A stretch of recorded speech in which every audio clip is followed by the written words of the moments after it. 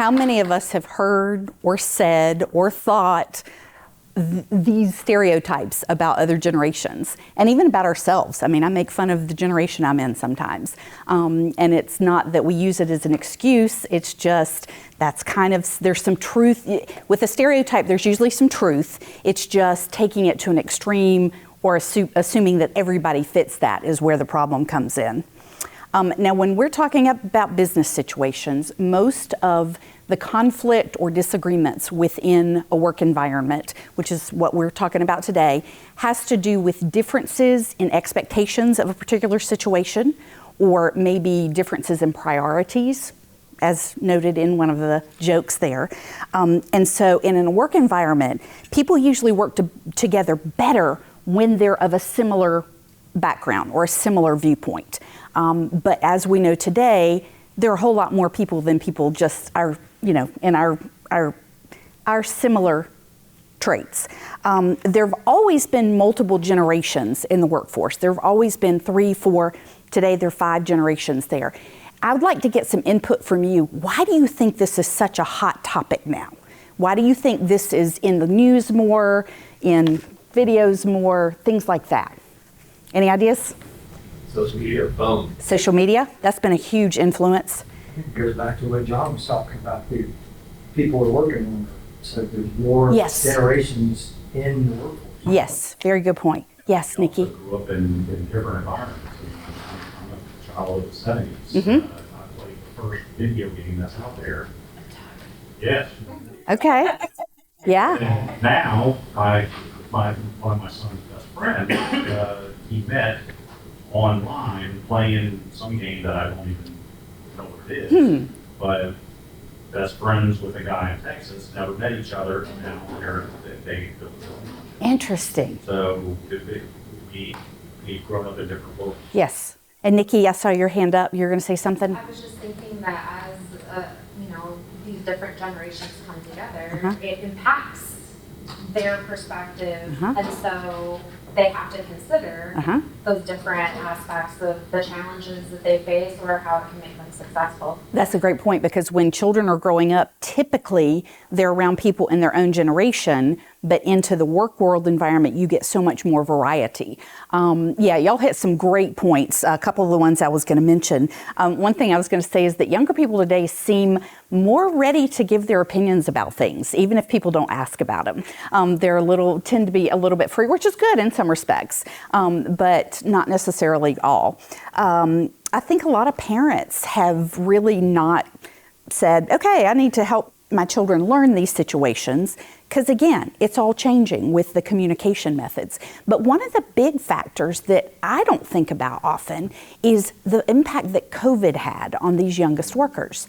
Because as you guys know, at least 2 or 3 years of these, when I'm talking about the youngest workers, it's that Gen Z population, at least 2 or 3 years of their high school and or college years were locked in their own homes. So it's kind of hard for us older adults who had a fairly normal transition into adulthood or the work world to judge them if they were sitting in their in their houses on computers, phones, etc. That was the only way they were able to interact with people. So I guess I'm speaking to those of us, myself included, is when you get frustrated by something you hear a Gen Zer say, especially in a work environment, then just have a little bit more empathy about, wow, they kind of missed some key years. Now they can make up for it and they can learn and we can learn, but that was just a big influence on them. I know it affected all 3 of my children were affected in some way during that time. So I want to look at, I'm not a huge fan of lots of PowerPoint. However, I do want to show you some information about the different generations in case you all have not seen it. Many of you have, but I'd like to just talk a little bit about what age groups, and there's a little bit of discussion about is it this year or that year, it really doesn't matter.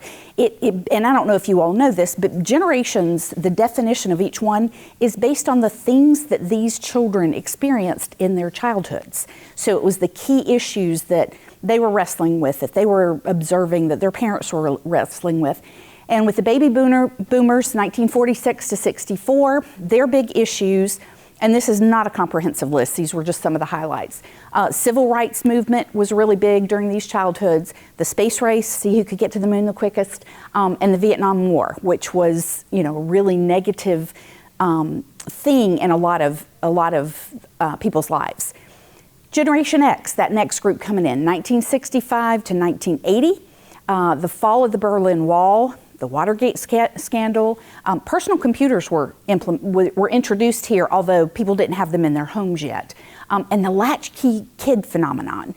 This generation has had more divorced parents than ever before. A lot of these children came home with the key around their neck, and that's how they got in their house after, while their mom and dad were working.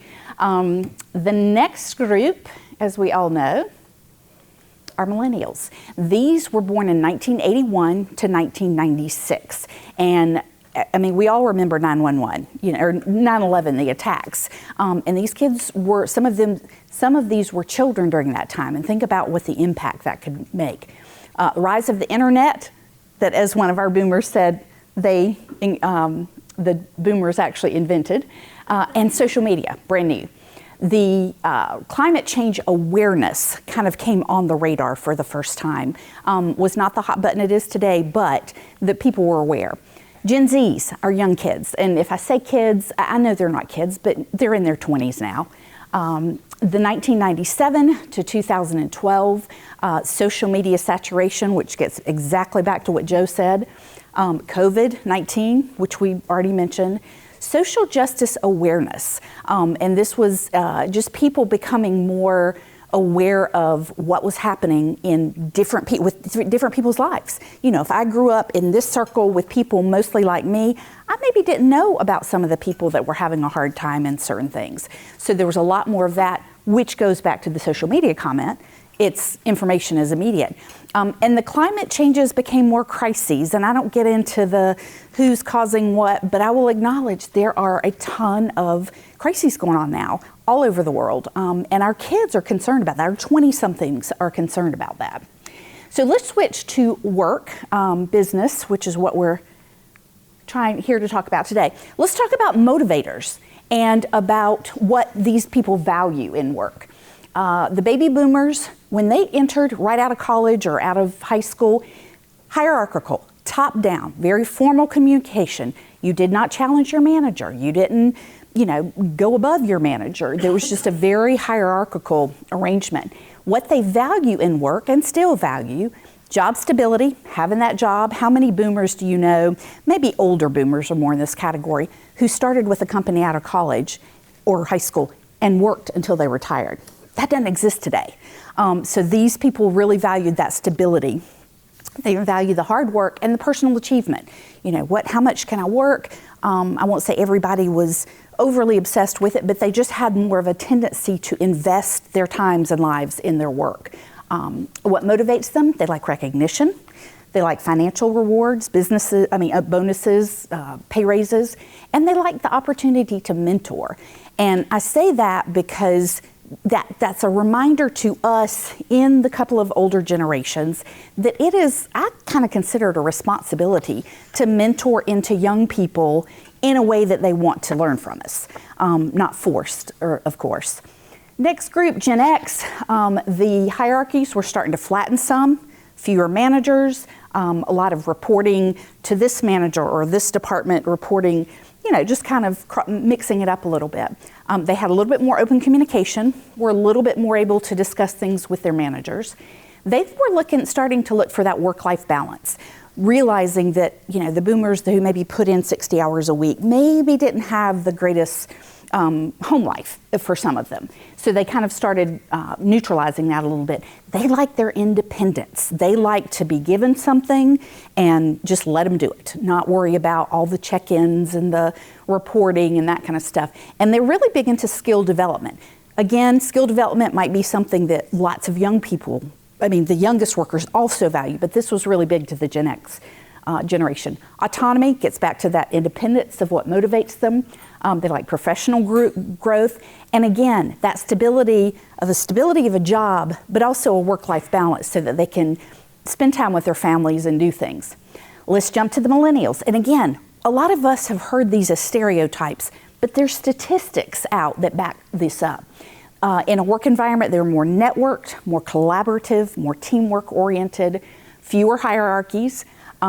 They had more, what they value is more purpose-driven work. This is the first generation that really started thinking, okay, how does a company align with what my values are or with what I think is important? And that became really important.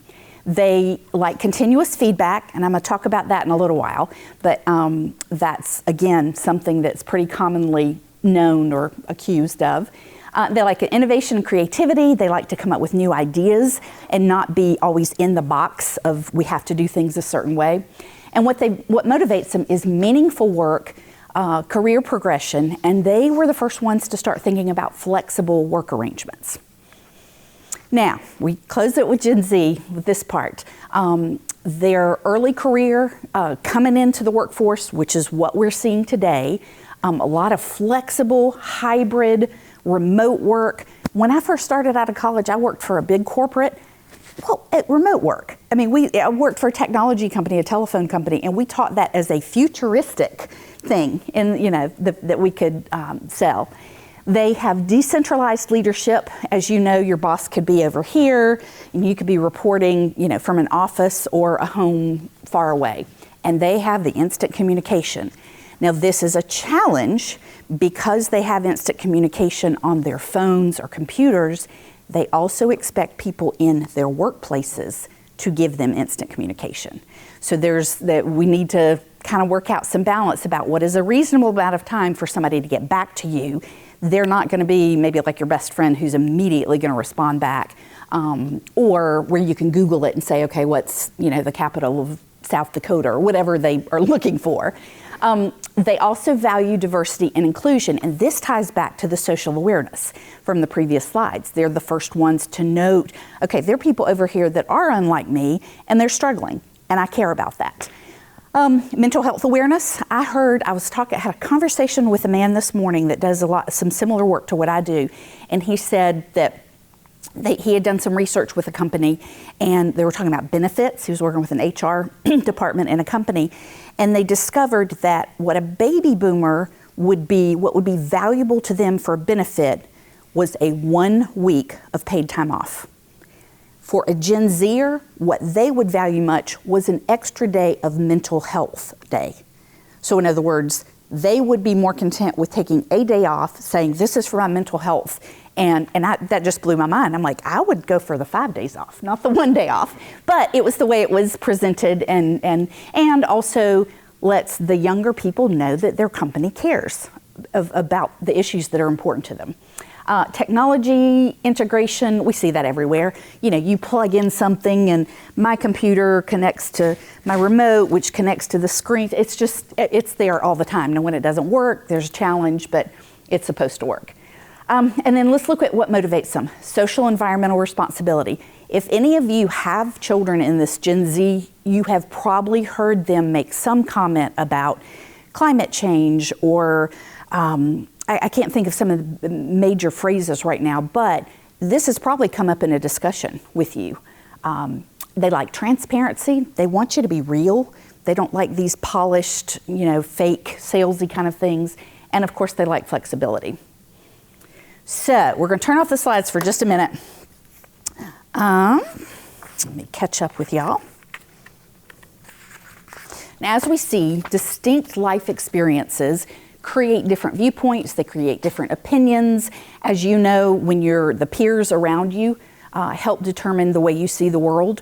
And so in the workplace, there are a lot of different expectations. And so whereas 30 years ago, things were kind of structured in a business of this is the way we do things, just because. That's the way we've always done it.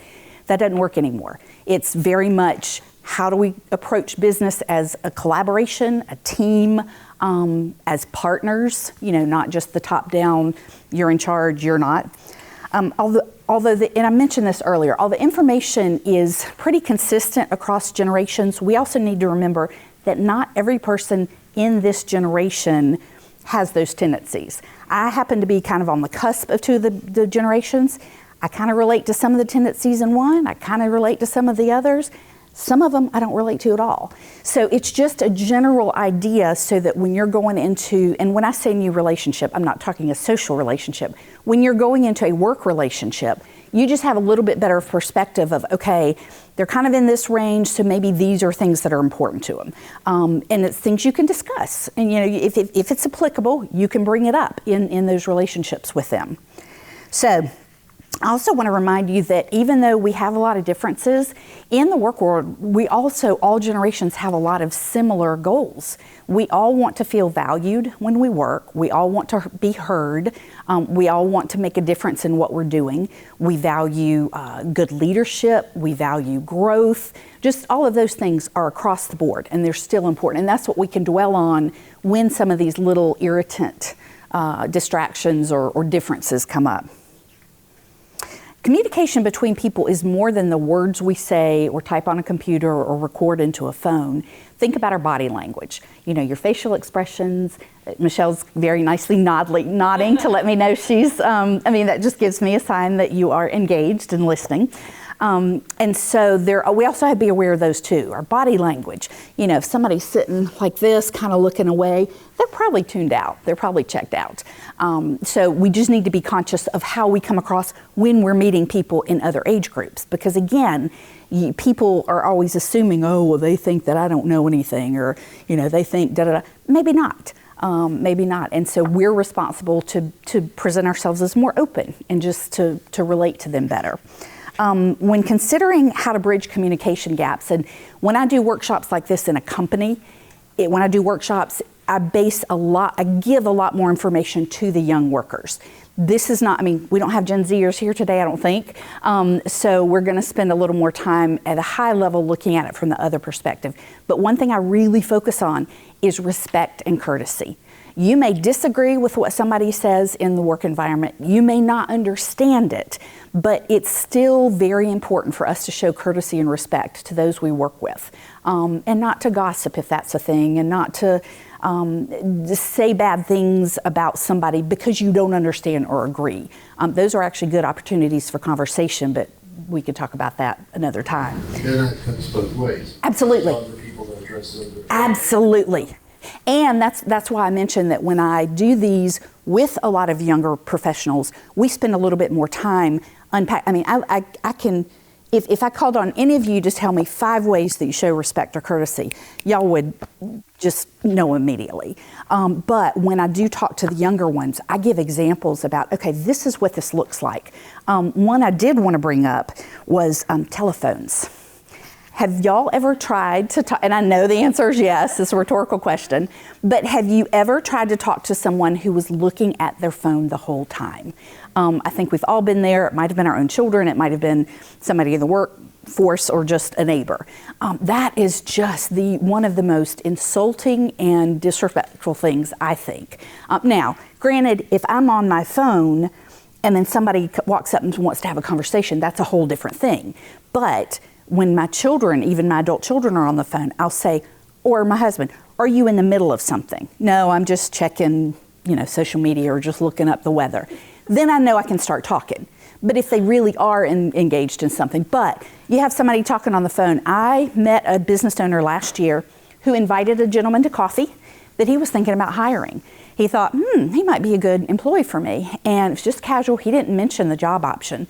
But he said this fella answered so many phone calls during their coffee, he did not even bring up the job opportunity. He was like, I know I don't want this person to, I see where his priorities are. So, and again, I really hammer this home when I'm talking to the younger people because they don't realize it. They just don't realize how much a part of their life it is in front of them. Now, I want to mention something, although it sounds backwards when we discuss communication, one of the biggest ways to get influence from other people or over other people or with other people is to listen. We all just want to be listened to. And if you will give somebody the chance to share their views or what's important to them or stories about their family or stories about their business, you're going to gain a lot more and I hate to say influence because I don't want it to sound manipulative. They are going to be so much more likely to listen to what you have to say. If you walk up to somebody in your organization or that you're working with in a partnership and you immediately tell them what you want from them, they might shut down. But if you ask questions either about their personal life, if that's appropriate, or something about them in business, or what challenges they're having in business, or whatever is appropriate, if you'll listen to them, then when it comes around to you requesting some information from them or asking them to do something, they're going to be a whole lot more likely to do that. And I'm sure a lot of y'all have already figured that out. When someone else is talking, we're often thinking about, what are we going to say? What are we going to say next? How are we going to respond?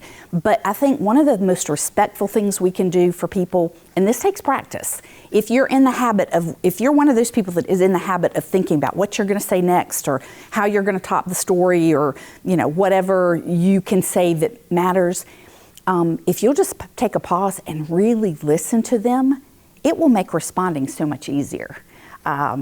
Now, how many of you are ever in situations where you have to have small talk? There's annoying little entry, whatever. Does anybody here actually enjoy that? Because I don't want to make assumptions. Because there's some people that are natural and they love it and let me talk. I'm going to give you a few secrets or tips that I've kind of developed for myself over the years that just make walking into a room like this, if I've never met y'all, it just makes it a lot easier. And what I'm going to suggest is, before you go into a situation that might seem awkward or you're not quite sure what to say, think of some really great questions and keep them in your hip pocket. I say it's kind of like good conversations, kind of like a sport. If you have a few good plays that you know are effective, then it's going to help that conversation go a lot better. So let me give you a little example just of what I'm talking about, and then you can think of situations that would be good for you. My husband and I moved into a 55 plus community earlier this year. We're on the young side. And so we did, and we are surrounded by people mostly older than us, but we love them. And they are the friendliest people I think I've ever been around in my life, our particular neighborhood. And I have 3 questions. Anytime I meet somebody new in the neighborhood, I have 3 questions. Number 1, how long have you been in the neighborhood? Because that tells me if they're kind of recent, if they've come recently, or if they were one of the originals that built their own little, picked out the stuff in their house. That's my first question. My second question is, where did you come from? What was your prior home, or, where's home originally for you? Third question is, how did you find out about this neighborhood? Because I would say 90% of our neighbors are from the Northeast. And I'm like, how did you find Indian Land, South Carolina? Just this random, and so sometimes it's neighbors, sometimes it's weather, sometimes it's cost of living. But with those 3 questions, number 1, I don't have to think about them because I've asked them multiple times. But think of the number of ways conversations can go. How long have you been here? Oh, we were one of the original. Oh, so you got to pick out your lot and the things that went in your house. Where did you come from? Chicago. Oh, I bet the weather here is so much more comfortable, etc. So you understand, if you have a good questions where people can kind of take it, then if you ask yes, no questions, it's a yes or a no, and it ends. So I encourage you just to think of questions for like this group. If I came in, Paul, were you going to say something? Your questions are, you just ask her about the person you're talking to. Yes. Everybody loves talking. Yes. And I've really not even thought about that, but you're absolutely right. It is. Now, when you can ask follow-up questions to those, but let's pretend, and this isn't the case, but let's say I have a sister that lives in a similar, owned by the same company in Arizona. I can go, oh, my sister lives in the such and such community in Phoenix, Arizona. Have you ever seen that one? Again, I can talk about things that I want to mention, but it is all, Paul, right on the money. It is related to them. And again, that's just that building that relationship.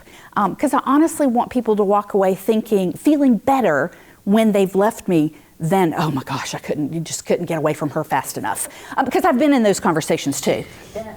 I ran into somebody recently on the business side who's really good at this, and now I've been like stalking and listening. Yeah. But rather than what do you do, I do this. Mm-hmm. He's like, hey, what was your biggest win over the last week? Yes. Tell me about it.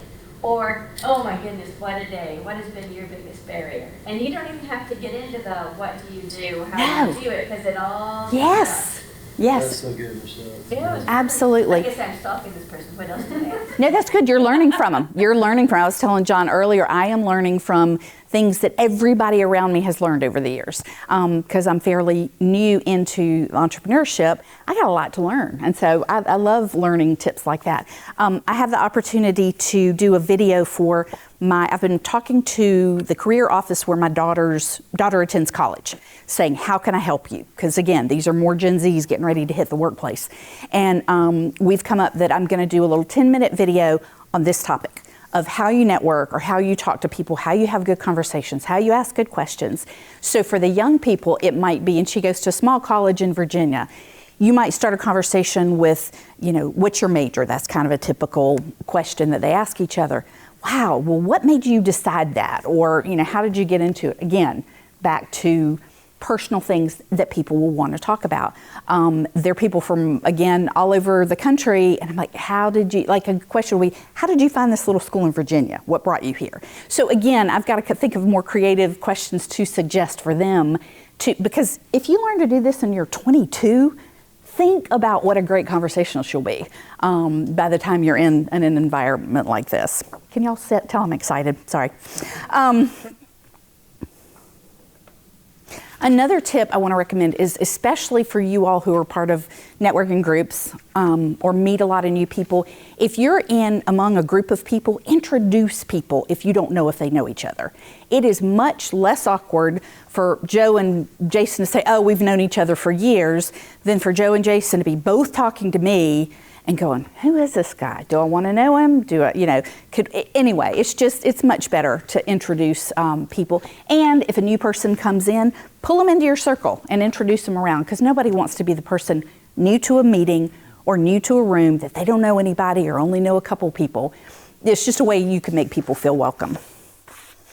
Now, I've shared conversation skills that we can use in our businesses, but we can also use in our home life. Now I want to talk a little bit about business conflict, which we've all had if we're on the earth, it's friends, family, customers, co-workers, employees. There's always some element of conflict somewhere. And I want to ask you, who has asked, and this is kind of rhetorical because it's probably happened to all of us, who has asked someone to do something to help you and that person misunderstood you? Okay, I have a person living in my house that's like that, so I'm not perfect at implementing this. And consider this example. I thought this was an interesting example. Consider a hypothetical instruction, and let's say that Alan was asking Michelle, update the team on the Carter project, okay? She could interpret that so many different ways. What does that mean? She could think, okay, the person wants me to send an email update to all the others. Or she might think she needs to plan a meeting to discuss the update. Or she might think she needs to update some documentation, that tracks it and keeps it. And when is this supposed to happen? So in other words, something so vague, there's bound to be misunderstandings. And they happen all the time. I use this with family some, and I don't know how to completely avoid the situation, but what I would really recommend is that if you have an employee, a partner, or whatever, that you're saying, will you do this for me? Then you tell them what you want to do or ask them and say, hey, will you repeat back or the way I usually phrase it is, I want to make sure I covered everything. Will you repeat back what I've asked you to do? So in other words, I take ownership that I'm not saying they might miss something. And then they tell you. And if they've got enough details and you feel comfortable, good. Hopefully they'll get it done what you've asked. But if they miss details, they go, I don't really remember, or I don't know what you said about that, then you can repeat it again. So in other words, you're checking right then if you got everything covered before they go off to do what they think you want them to do. And there are all kinds of examples just with family. I mean, I can think of, my kids, I tell them to clean your room. Okay, what does clean your room mean? Very, very different spectrum for different people. Now, I use this for me too. If Alan says, Charlotte, will you do such and such, which he usually doesn't, but I can say, okay, Alan, let me repeat what I think I heard you say to make sure I've got it. And then I can repeat what it is. And it's, number one, making sure I covered my bases. But number two, remember we talked about the whole listening thing? It shows Alan that I was listening, if I'm accurate, shows Alan that I was listening to what he asked me to do. I want to ask you a question. Most of you probably know, who's familiar with the classic book, How to Win Friends and Influence People? Yeah. Do you guys know that that book was written by Dale Carnegie in the 1930s? It's almost 100 years old. And honestly, that's the book that started my journey to what I'm doing now back 30 years ago. It's old, but it's still got great information. One of his quotes in there, and I had to write this down, was, "A man convinced against his will is of the same opinion still." Silly, hokey rhyme, but you know what it means. If I'm trying to argue with Jason and make my point, if I'm trying to, convince him, he's just going to shut down. Either, verbally he might argue, he may close his ears off. It's not a winning situation. And most of us have probably been in the situation in hindsight with, maybe we didn't handle that so well. I have a long list. But it makes people more defensive and wanting to prove their point. So let's spend a couple of minutes unpacking an alternative to arguing back. Few suggestions I want to share. If you're in one of these conflict situations with, again, work environment, personal, whatever it is, listen to the other person first. Ask them, well, why do you think that's true? Or why do you think that's the best solution? And I'll say, help me understand. Help me understand your viewpoint. Even if you don't agree with it, you can listen. So you listen first. Ask them questions if you need to. Also, think about the other person's view. What are they going through? Do they have stuff going on that might be affecting, their mood or how snappy they are or whatever? If somebody's trying to meet a deadline and they feel like they're going to miss it, they might be a little more harder to work with. And y'all have probably heard this before. I have for years. Use I statements. Don't point the finger and say, Elizabeth, you messed this up, or you missed the deadline, or whatever. You can say something like, well, our team has missed the deadline, and Elizabeth, I kind of feel like you could have stepped up, and maybe anyway, it's just the way you put it on an I basis about how you feel about that situation. And I've heard you don't attack the person, you talk about what the behavior was or what the action was. And then the final thing is, when you're working on a solution, look for goals together. Say, hey, we missed the deadline. I know it affects some other things, but what can we do to make it right? And as you know, if somebody helps come up with part of the solution, they're more likely to embrace it. Now, I've got a bonus here. If you tend to get defensive or loud with people when you do this, you get bonus points if you try these things with your family. Because it will, literally, and I'm kind of a yeller, I'm a get in your face and, let's resolve this. But if I keep quiet and say, well, tell me why you think of that, my husband or kids are looking around going, who are you talking to? Because that's not my normal response. And I did want to say, Alan, I cannot guarantee anything between parents and children. I can probably communicate better with your children than you can. You can probably communicate better with my children than I can. So no promises with the, yeah. Sometimes it'd be easier. Now this is a hard one to swallow. What'd Paul say? Oh, what'd you say, Nikki? Say again. Oh, that's funny. Now this is a hard one for some of us to swallow. Y'all, when you're wrong, admit it. If you mess up the situation or miss the deadline or screw up, just acknowledge it. Just say, hey, fall on your sword, I think is another Dale Carnegie things of just admit it and say, hey, I messed up. I'm sorry that it affected these things. I'm going to make it right, or let's figure out how to make it right. And that's kind of hard for some people and personality types, but it really can diffuse things so quickly. Well, and even thinking about the generations, you look at the difference in the generations, that younger generation appreciates that transparency. Yes. Yes. And it doesn't diminish the respect they have for you as right. a leader in the organization. But then you take a baby boomer, let's say, yeah. that their reputation is the end all be all, and so them saying I screwed up, yes. or oops, or whatever, they'd rather die. Yeah. And versus the younger generation is like, just say it. Yes. Tell me you messed up. Yeah. Move on. And just Yeah, that's a great point. So maybe it'll make conflict resolution a little easier for some of the younger workers if they're willing to do that. So also, when you talk, what I found is when you talk to people, you try to mimic their tone and their pace. Yes. Because then they feel like they're talking to people that are like them. That is a great point, and I've never even thought about sharing that, but you're right. If you have somebody who speaks a little quieter, and you're there talking, it's going to overwhelm them. But you're right. If you have somebody that is a little more reserved and, you're okay with the silences, that's an excellent point. I need to add that to the notes for the next one.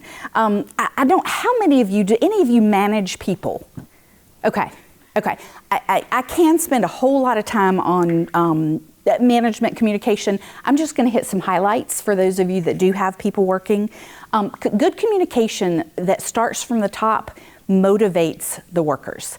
In other words, if you set the precedent as a manager about how to communicate, how to ask for input from them, listening to them, that sets a good mood in the whole team. Give your team members regular feedback about what they're doing well and what they're not doing well. Talk with them consistently, share relevant information, back to the transparency thing, be open as much as you can. Like I know there's some decisions a manager may not be allowed to share yet, but if it's like a big change, but for the most part, fill in your employees as much as is appropriate to make them part of that team. Also include them in some of the decisions. You're going to be making the decisions for a lot of things, but if you can get their input and opinion, again, another way to build that respect. Give team members guidelines about how to communicate with you. If they need your help, do you want them to text you? Do you want them to email you or send you a WhatsApp or whatever your method is? And also give them guidelines of when you will respond. I heard a story, and I wish I could remember who told me this, but I was talking to somebody recently that manages a lot of younger people. Something came up after hours or on the weekend, and this particular woman was gone. She was either at a conference or out of town or something. One of her Gen Z employees texted her a question. Well, about 30 minutes later, she texted her again. This young employee, I think, texted this woman 10 times as if that would encourage her to respond quicker. And this is back to the immediate gratification, immediate response. So if you manage them, tell them what to expect so that they don't interrupt, a certain, after hours if that's a thing, or if they don't send 3 messages to try to get you to answer. And managers are crucial to employee engagement, which directly leads to the success of the company. Now, I think I mentioned earlier, when I first got out of college, I worked for a Fortune 100 company here in Charlotte, no longer exists. But we had evaluations every 6 months. So we had semi-annual reviews, and we had to sit down and write all of our objectives and what we had accomplished. And a lot of times I didn't remember what I had done 5.5 months prior. And this is what our raises were based on, a whole lot. That is not applicable anymore. Like, again, some of these methods that were traditional at one time are kind of outdated. So checking in with your employees every 30 to 45 days just to do a temperature check of how are you doing, let me give you feedback of how you're doing or where you could use some improvement or what the plans are, is good for you and the employee. Now, I don't think the whole daily or weekly check-in of how am I doing, which is, again, one of those stereotypes that has kind of been created for one of the generations. But think about it this way. If you don't give, especially a new employee, feedback on a really regular basis, they are missing opportunities to grow and get better. They're more likely to go look for another job in today's environment. And you could be causing more problems. Like if they're doing something wrong or not the most efficient, and you let them continue to do that for 3 months, that's lost money, it's lost revenue, it's discouragement on every part. So I really am a big advocate in those check-ins. Yeah, spirals down. So I really am a big advocate of regular check-ins. And again, doesn't have to even be super formal. Now, another way to gain trust with your employees is share your mistakes, especially from earlier days. Nobody comes right out of high school or college or the service and knows exactly how to act in whatever job they take. None of us have a 100% track record. But if somebody makes a mistake that works for you, share a goof up you had in your earlier days and get a laugh out of it and let them know that you're human, and the goal is for them to understand that you have their back. And by sharing, being a little bit vulnerable like that can accomplish that. Now I'm going to start the slides again. I'm going to spend the rest of the time talking about Gen Z and millennials in the workforce, and I'll tell you why in a few minutes. These are some factors to consider when you're working with these generations as clients, customers, whichever you call it, as partners, referral partners, business partners, anything business related. I'm going to emphasize some of these. Remember transparency and authenticity, and Elizabeth alluded to this with just that authentic. Both of these generations value the authenticity. They prefer honest, transparent communication and can be turned off by salesy language. And most of us can spot that when we like that ick thing. And businesses should be straightforward about their business and about pricing and things like that, not try to be sly. I'd rather be honest with somebody, a potential client, and they decide, nope, that's not for me, than trying to talk them into something that they're overall not happy with. Digital engagement preferences. We all know the younger generations are much more digitally adept more quickly. They just had it earlier in life and they're highly comfortable with it. They often prefer text messages, emails, chat bots, things like that, or social media instead of phone calls. Now, I've got to ask a question, and this is true for my Gen Z kids. Are any of you with 20-something-year-olds afraid of the phone? Many people will not, they'll let a phone ring and go to, anyway, they don't use voicemail and they don't use phones, so it is really shaking up the way business was a few years ago. So they would prefer like that written digital. All right, I have a theory about it, maybe completely wrong. You can actually take a minute to think about how you're going to answer something.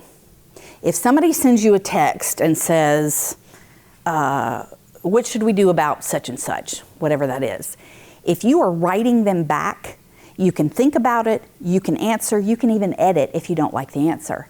If you're on the telephone, again, this is just my theory, nothing I've read. If you're on if you have to answer the telephone, it's like, oh, I got to think about what to say. I got to know how to answer. I've got to know. So I really think it's like they feel like they have to have that answer immediately correctly. Any other thoughts on that? Because I really would like to know. Instant gratification piece. Well, I think Okay. the other thing is my kids are convinced that they're competent multitaskers. Yes, that is another thing that And I so have. the texting allows them, I can't understand that we'll be watching a show Uh-huh. and their head is in their phone. Yeah. Yes. And I'm like, are you watching or can I change the channel? And they're like, no, I'm watching. And I'm like, how can you watch the show but you're not looking at, I'm listening and I'm looking up again. They're convinced they're competent multitaskers and the texting just perpetuates that Yeah. habit, belief, right or wrong, I don't know. Well, and with a phone call, you couldn't do multiple things with that. So that's another thought. Yeah, but my son won't even set up his voicemail. Right. No, mine Right. don't. No, she set it up, and her voicemail says, text me, I don't listen to voicemail. Lisa's on it. Well, yeah, but she doesn't even know what her voicemail password, I know what her voicemail password is, because I wrote it down, so that way I can go back into her phone and fix it when she loses her password. All right, now from a company, let's take a step back. And I didn't really include this because again, I didn't want to spend a lot of time on things that management or companies can do. When Gen Zers come in, or whomever comes in to the company should have some guidelines that says, you have to be willing to answer your phone. And maybe even do a practice in an interview. Show me how you answer the phone. But you have to, in certain companies, maybe voicemail is still very, very important. And you just have to set the expectations so that you don't have an individual that comes back later and says, oh, well, I don't want to do that. So anyway, and I know your child is still at home and she's not working. Because my company's phone system supports the internal, virtual PBX supports intercompany chat. Okay. So it's So you've got that That So it's like, well, do I really need them to do voicemail if they can do intercompany chat? I find this whole conversation very perplexing because, and twisted to some extent, because there's a lot of rabbit trails that we could go down. I'm thinking about my own kids. My own kids, they don't talk. They want me to text them. And it's frustrating to me as a dad. I called I didn't figure this out for like a year and a half, almost 2 years. I was calling my oldest son, and it always went to voicemail. It wasn't a year and a half until I figured out. He says, Dad, you have to call me twice. I said, why? He says, I never answer any calls. It's programmed to not answer calls on the first ring. I only call if you call me back to back, then my phone will ring. I said, really? Why do you do that? That's so I stupid. didn't know it was a thing. I didn't either. Anyway, so I gotta call my kid twice. So mom and dad have to call oldest kid, my world. You gotta call them twice if you want the phone to like actually ring. That's frustrating. The second thing, internally within my own company, with the people that I work with, there's some younger people and there's some older people, and there's younger people. You gotta. They talk via Teams. That instant messaging thing. Corporate America talks via Slack. So corporate America does, from an enterprise level, I think, foster this idea of instant communication non-verbally. So unbeknownst to corporate America, they're actually fostering the idea. But I get frustrated within my own people to say, hey, just pick up the phone and call them and ask them the question. But maybe to their credit, they maybe want more time to think about it. I didn't think about that. If you craft their narrative a little bit better, maybe you want a narrative or paper trail to back up what you're saying too. I told you so 2 days ago. So we're biased because I see that as being unprofessional.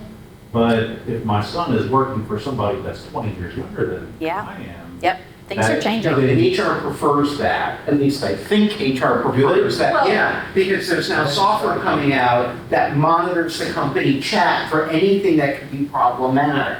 And then flags, and there's, so Okay. like, we want them used to company. it's not necessarily unprofessional. Yeah, It's depending just my on. Yep. worldview and the way that I grew up doing things. Sure. I think it's unprofessional. Sure. Yeah, so it'll be interesting to see how that, and if you've got a young startup company with younger people leading it, they're going to run things a lot differently than a utility company that's been around for a while. So just the industry itself. Let's move on to the next one. They like quick and concise information. Don't give them long narratives. Just get to the point. This was surprising to me. They like visually appealing and design aesthetics. Well, I have a daughter that's 21 that is like this, and I thought, oh, that's just her. But there are literally certain restaurants that she doesn't. I mean, she'll eat the food and she'll go, but she doesn't enjoy the setting because of the ambiance or the aesthetics of it. She'll go, oh, it's just kind of so cold and stark, which I don't. I like to look at I consider the food, not necessarily.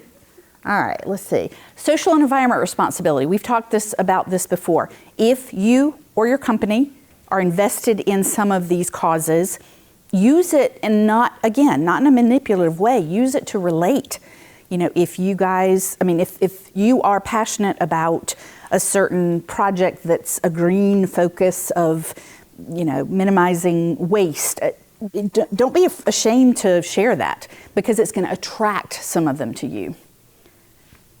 I'm pointing at the screen, and it's the computer that's over here. Feedback and continuous improvement. We talked about this. Even if it's with a coworker or a partner, you can still give people feedback about how project's going. Don't just go radio silence if you're working on something. Give them updates on how you're progressing, or vice versa. If they're working on a project separately, check in with them, see how it's going. They like flexibility and adaptability. We've already talked about a lot of that. Now I'm getting too far. Customer experience and convenience. A lot of younger professionals are more interested in the experience that they have with the company rather than the product, because a lot of times they can get a widget from 3 different companies, but if there's one of those 3 companies is doing things environmentally that they support, or makes it easier because they can order online or through a chat bot at 11:30 at night when they want to, that's going to drive that's going to be a driver for them. Personalization, customization, they like things, they don't want a box that everybody else has. Now obviously if you're a box maker, you can't make a different box for every person, but you get the idea. If you can customize that client's experience, then do that. And we've already talked a little bit about the community and the connection. Now wrapping up, some of you may wonder, why did we spend the last 15 minutes talking about this age group when obviously there are a lot? I found some statistics this week that really kind of surprised me and wanted to share why we're talking about this age, these targeted age groups. According to the U.S. Department of Labor website, there was an August of 2024 article, and it states that last year, 2023, third quarter, Gen Z workers outnumbered boomers for the first time. Second quarter of this year, Gen Z workers represent 18% of the workers in the workforce. So at this point, the baby boomers are shrinking, in numbers, and then Gen Z. The millennials this year, the largest share of the labor force at 36%. So if you look at the millennial generation and the Gen Z generation, as of right now, they represent 54% of the workplace. Now, granted, most of these are in more entry-level jobs, more get into the thing, they're not making the decisions, but it's going to change. It's going to, at some point, and obviously in certain of the startup companies, it's going to change faster than the older ones, but now they're 54%. Is more than that. Now, before we wrap up, I know this has been really interactive. Are there any particular questions, comments, or observations that anybody wants to bring up? Nick. Yeah, awesome job. Thank you. Thank you. I love this subject, obviously. Really nice job. A couple might be takeaways. Sure. One is when you're talking about your questions with the folks in your community, right? Uh-huh. And like a callback to that video, which I love, they kick things off with, is you're asking these questions to find your lamb kebab, right? Yes. To find like you have Yes. in common to bridge that gap. Yes. Really powerful. Something else that was really interesting that you mentioned that baby boomers prefer a week paid off, while Gen Z is a day of mental health, right? So I thought about that for a moment. On its surface, what happened, it's rhetorical. Like you got 2 boomers who were talking about this, like how on earth would these Gen Z people like want a day of mental health versus hey, talking about and vice versa, right? Like, why do these boomers want a full pay time off versus day of mental health? And he goes back to seek to understand.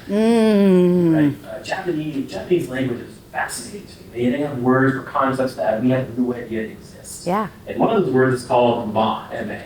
It's a sacred pause. Right? It's a sacred pause where you can be really curious before making judgments. Oh. So what if these boomers are in the room, instead of saying, they just don't want to work hard, right? Or mental health, that's a bunch of fluffy stuff that we didn't have to worry about that. Instead of making those judgments, what if they took a sacred pause to reflect on why would they think this way, have a conversation about it before moving forward, being curious before judgmental. And I had a question. Sorry to jump in all this time. One of the biggest frustrations that I hear between the older generations and the younger ones is younger ones don't want to put in their dues. Yes, that's a hot one. They don't want to put in their dues. What are you hearing about that? About why older generations think that and why the older generations may not be like they need to? Yeah, that has been, and I've had several conversations with different people. Started 6 or 8 months ago, I did a presentation, was talking to a gentleman afterwards who manages, and I said something about paying dues, and he said that's not a thing with them. And I've asked a couple of different millennial and Gen Zers, and it's not. I think it has to do with the instant gratification, or I keep saying gratification, but the instant communication, the instant access to information. They think they need to have it all figured out. he'd probably be embarrassed, but my 27-year-old son a couple of years ago was turning 25, and he said something about a quarter life crisis, and I thought, what the heck are you talking about? Like, where did this come from? And then I had a conversation with a woman a little older than him, and I said, help me unpack this, understand the not paying. I think that these young people expect to have their whole lives figured out in their 20s. Now, those of us that have been around a little bit longer, and maybe we felt that way too when we were in our 20s, but I think there's such the comparison factor. There's, this person, there's this person, is ahead of me or has a better job or something like that. And I think they just want the quickest way to get somewhere. And they just haven't been taught or learned that putting in time doing things that you don't want to do or don't enjoy still has value. And I have a hard time with that sometimes. I mean, just even me, this many years down the road. I'm sorry? Sounds like everything that I heard when I was growing up is baby boom. Yeah. It's and I think they just have not been shown examples of that. Their parents are older, so their parents have already put in the time of the hard knocks and the working too many hours and having grumbly bosses and whatever. So, and again, this is just my personal opinion about it, but it is not, paying your dues is not a thing anymore. I think it's due to this. You think so? So I think you got that comparison factor. Yep. How many likes, how many YouTube, so they see Paul's daughter years ago, why do I have to go through my dues? I want to catch up to him fast. Okay. And because they have that access and that comparison, because it's like that in high school, right? Uh-huh. Who has the cool shoes? Who got it first? Who got this? And I think you're seeing that in the workforce. Because I know when I hire a Gen Zer, Right. they're coming in Sure. here. You go through it. Okay, great. How do I get to your job now? Because I've seen as somebody that went to school a year older than me, they were ready in this program like this, right? And you get that, and they're like, slow down. You don't know that, but I think you're seeing that comparison factor. Sure. Also influence, hence goes back to the mental health. Well, some of it's they're conditioned to be that way too, because parenting now from older generations is I don't want my kids to have to face the challenges that I did, so they teach them without even thinking about it, I'll just give them this thing because they want it. Why do they have to wait for it? I didn't want to have to wait for it, so I don't want you to have to wait for it. Yeah, so they have become conditioned by their education, by their parents. We're doing them a disservice.